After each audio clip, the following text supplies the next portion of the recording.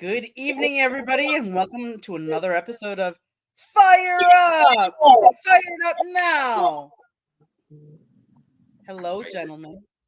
Hello, Tammy. Hello, lady host. How are we tonight? We're good. Thank We're you. good. I will introduce my panel. We're going to start with Ralph Williams. Welcome back to the show. Thank you, Candy. Thank you. It's great to be here. And the next guest, Mr. George Eichhorn, who really isn't a guest. He's kind of a staple. Well, but thank you again for the introduction. I appreciate it. Looking forward to tonight's show. So am I. And then there's none other than my other co-host on our Sunday Fire Up episodes, my other co-host, Smoking Jeremy B. Howdy, Candy, Ralph, George. Good to be here. Well, we can't Great be to have you on, Vegas, Jeremy.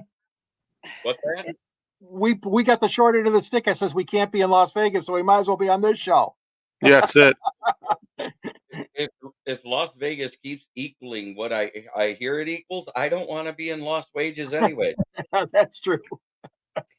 Let's put it to you this way, George. You probably have more money in your pocket sitting where you are than in Vegas. That's very true. Very true. And you know what they say, you lose your shirt down there too, so you don't want to lose your shirt. No, not me. We have a great episode planned tonight. We are going to start with talking about what's happening in Vegas. It's going to happen on Sunday. It's the Super Bowl. Oh, the Super Bowl. The Super Bowl. We have two teams in it. Mr. George, who are the two teams in the Super Bowl? Which two teams are it, George? San Francisco 49ers and the Kansas City Chiefs. There you go. Right. We are going to break it down kind of by position, who we think has the edge in the game. So we are going to start, Mr. Ralph. Who has the edge at quarterback?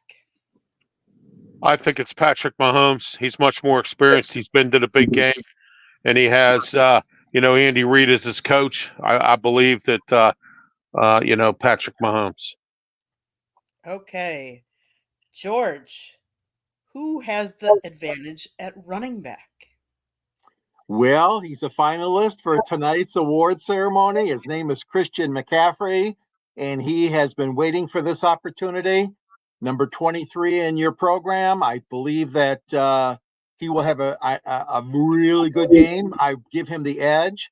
Pacheco's been great, I know, for the Chiefs. He's had a good year also, but just like the quarterback position, I mean, this is really close, but Christian is the leading rusher. I think he's got the edge, and that's going to be a big part of what we're going to see played out on Sunday night at the game, the running game. Okay.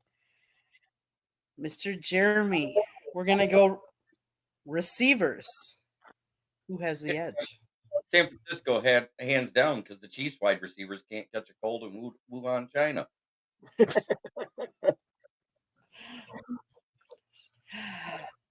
Mr. Ralph. Yes. Who has the edge at offensive line? Well, Kansas City's managed to protect Mahomes this year. I mean, their line seems to be pretty decent. So I think Kansas City has a better offensive line. Okay. George, front seven. The front seven? Yep. I would give it to Kansas City, okay? I mean, you're talking about the tight end position being included. So I think that Travis Kelce is really one of the best tight ends I've seen in my years covering this league. George Kittle, obviously, a great a great tight end also. But I give the offensive line, I'll give you your front seven. I'm going to go with Kansas City again. A lot of experience there. A lot of guys that can do what they have to do is to open up the lanes for running games and do enough blocking for Mahomes. So I'm going to give the edge to Kansas City on that. Okay. Jeremy, the secondary. I'm going to give the edge actually to the Chiefs. Um, Ambry Thomas has been like a sieve for passes to go through him. Quarterbacks are rating like an 86 QBR against them and completing passes over 65%. And 65% is the benchmark of a good quarterback, which means it must be the benchmark of a bad cornerback. Okay. Ralph, special teams. I think special teams are pretty much evenly matched. They don't set the world on fire. But I'm taking Kansas City in this game, so I'll take their special teams. Okay. George, coaching. Well, I first of all got to correct myself. I did not hear you say defensive 7. I apologize. I was talking about offensive line. But let me go back to talk about just briefly the defensive line. I'm going to give the edge to the 49ers. I mean, you got Nick Bosa there leading the charge, and you got a great group of guys. I know Armstead and Hargrave. So I just want to clarify myself and answer the defensive line. I'm going to give that edge to the 49ers. Well, the coaching staff, what do we talk about here? Andy Reid, my God, he's like an institution now. He loves this. He loves the Super Bowl. What is he, 65, 66 years old? And I got to give it to him. I mean, he's got that walrus there, mustache, and everybody's making fun of that mustache with that freezing conditions in Buffalo. And he helped lead that team. A lot of people didn't think they even had a chance to get to the Super Bowl because of that playoff road schedule. But I'm going to give the edge to him. Shanahan's a great coach, though, too. No question about it. I mean, it's they're two great coaches, but I'm going to give the experience edge over to Andy Reid. Okay, so I am going to ask the other two for your thing. I'm going to ask on coaches, total offense, total defense, and then who we think is going to win the game. So, George, you already did coaches. Who do you think offensively has the better team? Well, that's again a very close one. Based on some of the things I've seen from Brock Purdy, he's not as sharp as Mahomes. Obviously, he's younger. He's got some weapons though with McCaffrey, and I think though that the receiving core in Kansas City, we know that they didn't perform at all very well against the Lions opening week of the season. So all that being said, I'll just chase here and say offensively, I'm going to say the Chiefs. Okay. What about defensively? Defensively, I'm going to go with San Francisco. I think they got better linebackers. They have some really good guys on the defensive line, as I said, with Nick Bosa leading the charge. So I'm going to say defensively, San Francisco is going to be given the edge there. Okay, so then we're going to go to the next person. Then at the end, we're going to come back around and just see predictions. So let's go to Ralph. Who do you think coaching-wise has... Oh, no doubt, it's Andy Reid. And today, he just hired Eric Bieniemy to be his offensive assistant. So, with that, Andy Reid, it's simple. I mean, he just outsmarted Shanahan right now by bringing in Eric Bieniemy as an offensive assistant for this game. So, there you go, right there.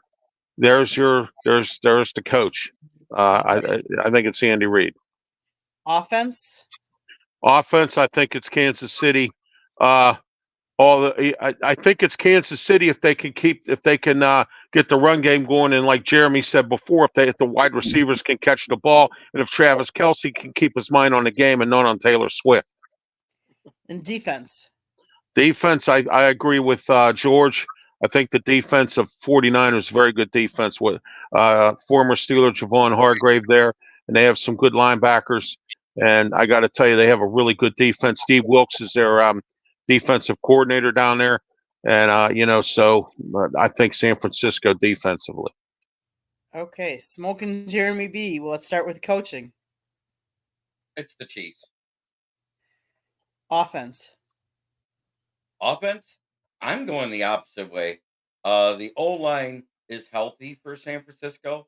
The weapons are better for Brock Purdy.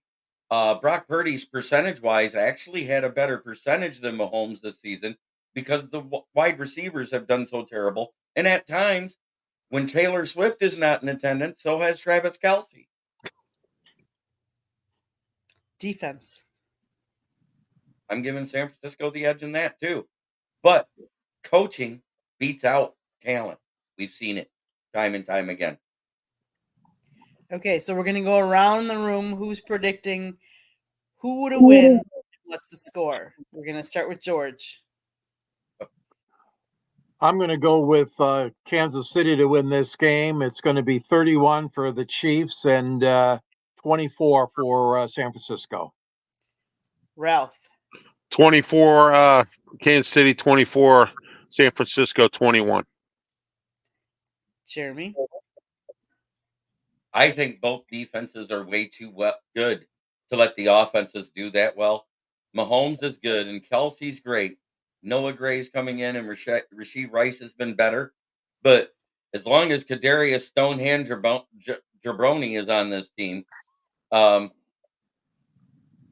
see it being a much lower scoring game. I think it's going to be like 17-14, and I give the edge to the Chiefs because of coaching. And I'm going to go against the grain and say 21-17 San Francisco. Ooh. So we'll see which, and what I'm going to say is the team that has the fewest turnovers is going to win this game. Yeah, I was just going to say that mistakes. Yes. I think it's mistake. Yes. When you get to the championship games like these, your mistakes are magnified because you don't make as many typically. But when you do, they hurt you normally. So I would say defenses are going to rise to the occasion. It'll be interesting to see if the offenses can match the defenses. I think it's going to be more of a defensive battle. And I think I'm going to give the edge to San Francisco. But that's why we play the game, so we can see and we can follow up next week to see how our predictions rang true. So now my next question to this panel is, Chicago has the number 1 pick in the draft. Some people think they should trade it and stay with Justin Fields, and some people think they should keep it and draft a new quarterback and move on from Justin Fields. I'd like everybody's opinion on that. We're going to start with Smokin' Jeremy B. Well, the GM Ryan Poles has already came out and said they're going to build around Fields. They're not drafting a quarterback. So if they are not going to go Marvin Harrison Jr. number 1, because Joe Alt can be had with the 9th pick with what everybody's picking in between pick 1 and then, they should trade out. Because I think they could get 2 or 3 more picks in this draft and possibly a future first, trading away that 1 pick, which would behoove them and make them in the same position that the Lions were in last season, where they'll be on the cusp of being a playoff team and possibly maybe even making the back end of the playoffs if somebody fails out. George. I'm going to have to hand it to Jeremy. I mean, I think that is a good strategy for them. Like you had referred to the Lions and Brad Holmes and the drafting of getting as many draft picks in those first couple of rounds as you can. So I'm going to answer that very similar to what Jeremy says. I mean, I would keep Fields. I would grow him, do what you can to bring him any kind of help, maybe during the off season, as far as a passing coordinator or quarterbacks academy or whatever, that just to try to develop him even a little bit more during the off season. But I agree. I think you've got to stockpile a few extra draft choices. There's a lot of needs that the Bears have, and I don't think going for a quarterback is a smart move in their situation. Ralph, what do you think? Well, I agree with George and Jeremy a little bit, but I want to thank the Chicago Bears, by the way, because they, we traded a bum in Chase Claypool, and we were able to get a second-round pick and bring in Joey Porter Jr., who might make Rookie of the Year tonight. So, I want to thank them for that. But I think the Bears should stay face with Fields, and like George said and Jeremy said, got to build up draft picks here. You got to get some talent in here, younger talent. You got to get some speed. You know, you got to build this team, and the way to build it is with draft picks. You could fill in with some free agents, but you got to build it with draft picks. And I'd get as many as I could with what I have. I just hope they make some better decisions. That's all, as far as that goes. Okay. I think Chicago would be smart to stay with Fields. I think you can develop him. I really think he's not that bad, but I think you haven't given him the weapons, the talent around him. You haven't given him consistent coaches to help develop him Yes. either. And I think all of that plays a part. And so you can't say that he's a bust until you give him all of those things. I agree. The next segment, My Town. It's a segment we introduced a couple weeks ago where you can talk about some element, whether it be a sports team or something that's happening in either the town you live in now or your hometown. So let's start with Ralph. Well, Steelers hired a couple new coaches today. Which they're starting to get with the program here. They're hiring more coaches, and pass game coordinators. They're hiring a second quarterbacks coach. They really, Art Rooney the second was just had a second interview, and he said that they're committed to Kenny Pickett. So we're going to see what they do here. They're getting him all the coaches he needs. It's just a matter of him understanding the offense and him, and his performance on the field. Question is, who are they going to bring in here to back him up? I suggest Marcus Mariota because he played with Arthur Smith in Tennessee and in Atlanta. He's in Philly right now. I think his contract's up. I don't think he has anything left there. So if so, I'd bring him in as a backup, or Ryan Tannehill, who's familiar with Arthur Smith's offense. All right, and we got to bring a guy in here who can win. All right, Marcus Mariota is one when he backs up, and Ryan Tannehill is one when he backs up. So, I think you got to do that, because if Kenny Pickett has a problem, I hope the Steelers have a plan B. Baseball season's coming up, and the Pirates have done what they normally done, and that's nothing. So Tell it like it really is. There, I tell it like it is. I tell it the way I see it. There you go. Mr. George, what's happening in your town? Well, my town is the Motor City, Detroit, Michigan. There you go. And for those of you that remember, we had a hockey team that did quite well called the Red Wings. Joe Louis Arena was demolished, and within 2 years, they have built a beautiful high-rise with apartment prices and condos going for $3,000 at the top range. It's on the Joe Louis Arena site, right in Detroit's waterfront. Mayor Michael Duggan was there, of course, for the opening ceremony when they cut the ribbon.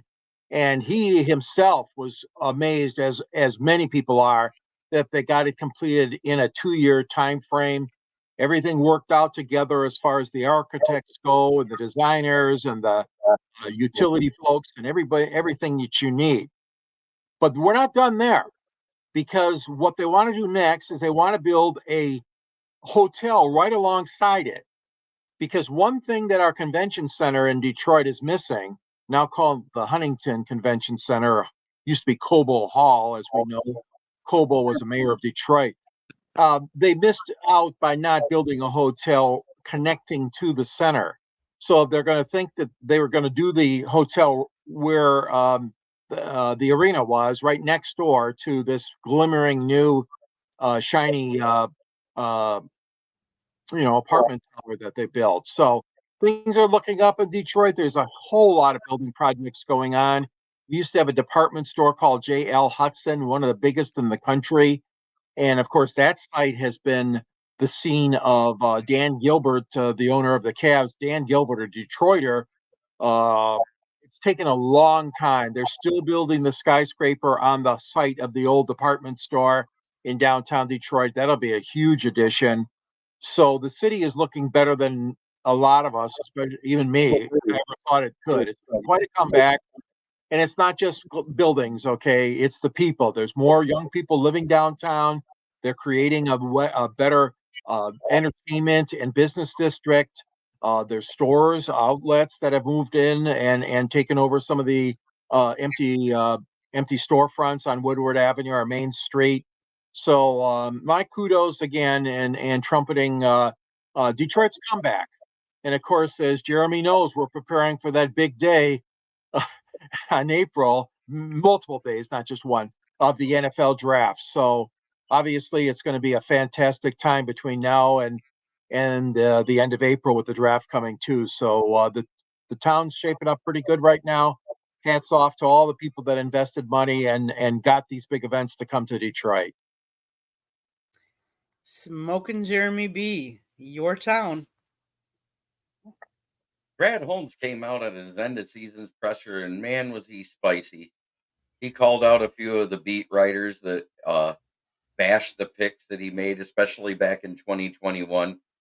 And lo and behold, all those guys that they said were bums and we should have drafted this person and should have drafted that person, the one they didn't question is the one that looks like a bust, and it's due to injury. It's Levi Onwuzurike.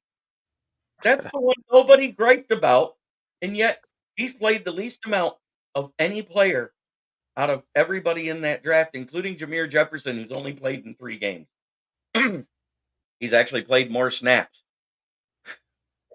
So that being said, when Carlos Monarez, who he called out directly by name, said, "Oh, we should have drafted a QB instead of Penei Sewell," I hope that guy eats the receipts that Brad Holmes threw at him the rest of his career, because he's been so negative in his writings about the Lions over the years, and including in this regime's tenure.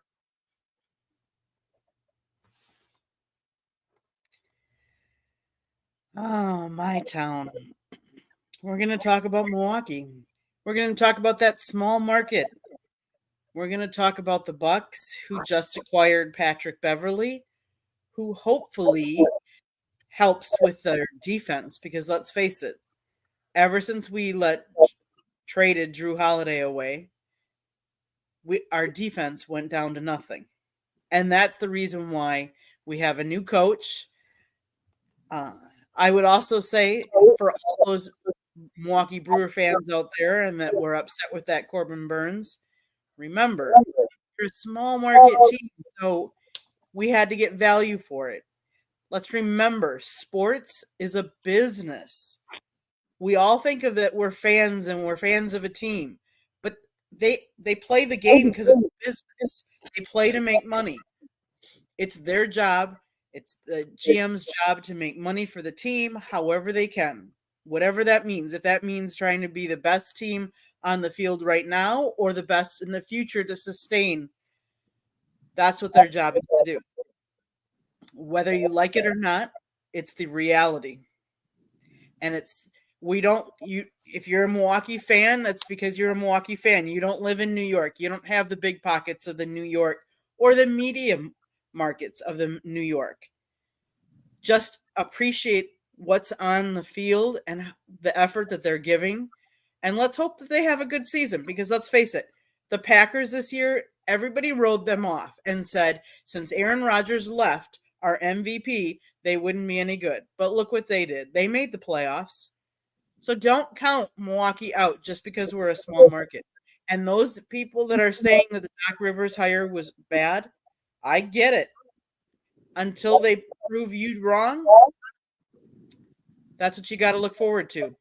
We hired what was what we considered the best candidate out there at the time.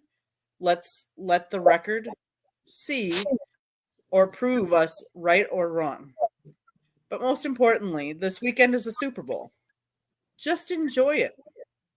Enjoy all those high-priced commercials that we used to. It's funny because I was just listening on the radio the other day, and they were talking about commercials, how we never used to see the Super Bowl commercials until the Super Bowl. And now they've seen almost all of them because they've previewed and showed how many of them, which I think is ridiculous because they're paying so much money for those things. Enjoy halftime. Enjoy Enjoy the festivities. Enjoy whatever you plan on doing. But most importantly, just enjoy the game. And I hope it's a really good game. And let's face it, remember, it's a business. Patrick Mahomes made Brock Purdy's salary the first 16 minutes of the regular season. Brock Purdy's whole season paycheck, Patrick Mahomes made in the first 16 minutes. This is a business. We like to watch this business, but it is a business. At the end of the day, just remember that. Well, guys, I've enjoyed this. We're going to go around the room. You can tell people how you can get a hold of you, and we're going to start out with Mr. George. Well, you can read me in the South Florida Tribune, where you'll find fine writers like Jeremy and Scott and George. And at the end of my column in the South Florida Tribune under Motor City Tribune, there's a little link there. If you're interested in my book, taking a look at it, it's Detroit Sports Broadcasters on the Air. And it's a nice little book that captures the history of some great voices we've been blessed with. Ernie Harwell, I think of Van Patrick and Ray Lane. I think of George Blaha and Milt Hopwood on the Pistons and Mark Champion. And then we got the Tigers with Ernie Harwell and Paul Carey, Harry Heilman. Oh my God, Frank Beckman. We've been blessed. George Kell, great Tiger announcers over the years. They're all in that book, by the way. And Scott's in the book too. Much younger version of Scott interviewing Muhammad Ali and Jimmy Connors in one picture. So you can find me too on numerous shows, this one, and then also 108 Stitches and frequent guest on the Sports Exchange as well, and Pundit's Pundin. Also look forward to seeing you if you want to communicate with. The best way is Yahoo, gicorn@yahoo.com. I'll respond to any and all requests for information regarding sports. You got any questions or anything, just drop me a line. You can also find me on LinkedIn under my name, and also on Twitter. SandG Sports 99 is my handle on Twitter. Okay, Ralph, how can people get a hold of you? Facebook, YouTube. I have my own YouTube channel, and you can also get a hold of me on ralphwilliams737@gmail.com. I also have a Twitter X account, and also LinkedIn and Tumblr. And also, I have my own radio show on Tuesday night on Beaver County Radio, 4 to 6 p.m. with me, Ralph Williams, and Smoking Jim Frazier. What about tomorrow? You have a show tomorrow, don't you? Yes, I do. It's called the External Bum Show with Scott Morganroth, JT Toth, who will not be joining us tomorrow, and Leo Haggerty will be our guest tomorrow. And it starts at 10:30 a.m. It's on Blog Talk Radio, 563-999-3740. I also have two other shows on there as well. Wednesday night, 7 p.m., Pittsburgh Sports Talk with me, Ralph Williams, Smoking Jim Frazier. Monday morning, 11 a.m., I do a show called Ralph's Opinion on Blog Talk Radio as well. Awesome. Thank you. And then Smoking Jeremy B. How can people find you? Well, of course, on the SouthFloridaTribune.com under the Motor City Tribune heading, underneath the writers such as Scott Morganroth and George Eichhorn. Then you can also find me right here on the SouthFloridaTribune.com channel on YouTube. Anytime you see Fire Up on, you know what, my ugly face is going to be right here. You can also find me on my channel, which is Kneecap Biting with the Motor City Lions. I am Smoking Jeremy B1 on Instagram, Smoking Jeremy B on Twitter, and you can also find me under Jeremy Ballrick on LinkedIn. Awesome. Well, I have to go out there and talk and do a little bragging. Sorry, Jeremy, but Scott's book is kind of on top of your face here. But Scott, my husband, Motor City Madmouth, wrote a book, Lessons from the Microphone, Tuning into the Enduring Wisdom of Visionary Leaders. It talks about the changes in media, in sports media, from his career over 40 years. George has got a copy of it as well. George wrote the foreword for it. It's got a lot of interesting pictures, a lot of interesting stories. You can grab it on Amazon or Kindle. If you like this show, this is Fire Up. There's a little red subscribe button. It's probably down by George. and it just click it. Like us, share us, tell all your friends about it. If you like listening to podcasts, you can find us on iHeartRadio, Google, Apple, wherever you get your podcast. If you like to listen to specifically just football talk, we have Inside the Pigskin. If you like to talk just baseball, we have 108 Stitches Baseball Talk. If you like to talk about all of them, because you never know what Scott's Motor City Madmouth is going to talk about, either on Sports Exchange, which is his flagship show on Wednesday nights. He talks about anything from football to cornhole, and I've heard them all. You can also find Pundit's Pundit, where they have interesting topics Thursday nights that precedes this show. Scott has a one-on-one interview show, the Motor City Madmouth. You never know who he's going to interview next. Jeremy and I do a fire-up show normally on Sunday mornings. There's also Professor and Pupil. You never know who you'll find that one on. Feeling the Rare, No Limits. There's something for everybody. Let me just tell you. There's just something for everybody. You got to come listen. Watch us, subscribe to us. And if you have ideas and you want to get a hold of any of us, southfloridatribune@gmail.com. But we do have a website, southfloridatribune.com, where I have pictures that I've taken because Scott got me into sports photography. He writes the story, and I take the pictures that complement his stories. So if you've enjoyed this, again, please subscribe and watch all of our contributors, Smoking Jeremy B, Ralph, and George, on any of their shows or any of the shows that they appear on our channel, because that's what this is all about. We all enjoy talking about sports, and that's why we do this. So again, thank you guys for being on the show tonight. Thank you, Jeremy B, Ralph Williams, and George Eichhorn. Until we see you the next time, enjoy the Super Bowl. Have a great week.